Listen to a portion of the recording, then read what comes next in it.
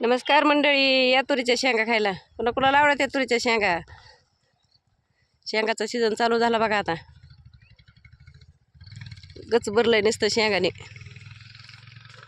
ताज्या ताज्या तोडायच्या, खायच्या, मीठ टाकून शिजवायच्या. हे बघा कशा तोडल्यात, आता खाण्यासाठीच तोडल्या ते. कुणा कुणाला आवडत त्या शेंगा तुरीच्या खायला? पुणेकर, मुंबईकर, या शेंगा खाय तुरीच्या. तांबडी तुरे बघा ही. माळच्या रानाला जरा तांबडीच तूर चांगली येते, उतार येतो जरा चांगला तांबड्या तुरीला. असा दिसायला लागला एक नंबर प्लॉट.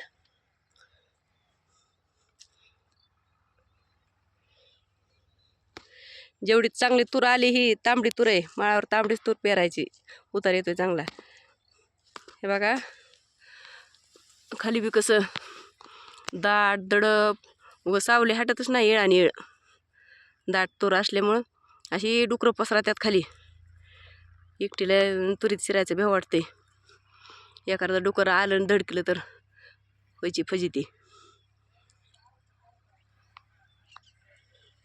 कसं आहे दाट झाडी जंगलात आल्यासारखं वाटतंय का नाही?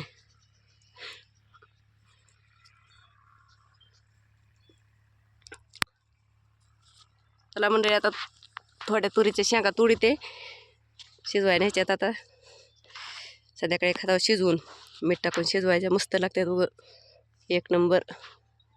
कुणाला तुरीच्या शेंगा खायला आवडतात सांगा कमेंटमध्ये. आणि लाईक सबस्क्राईब करायला विसरत जाऊ नका, टाळा करीत जाऊ नका. लाईक करायला, सबस्क्राईब करायला. बघत जा असंच रानामाळातला आपला व्हिडिओ. छान आहे का?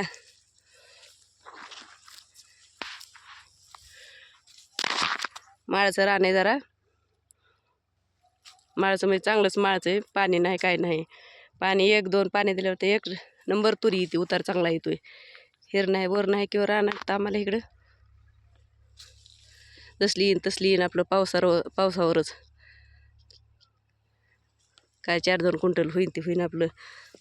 बिगर पाण्याचं सेंद्रिय असते, यंदा तूर केलेली. ठेवू का मंडळी? आता शेंगा तोडायच्यात अजून. बाय.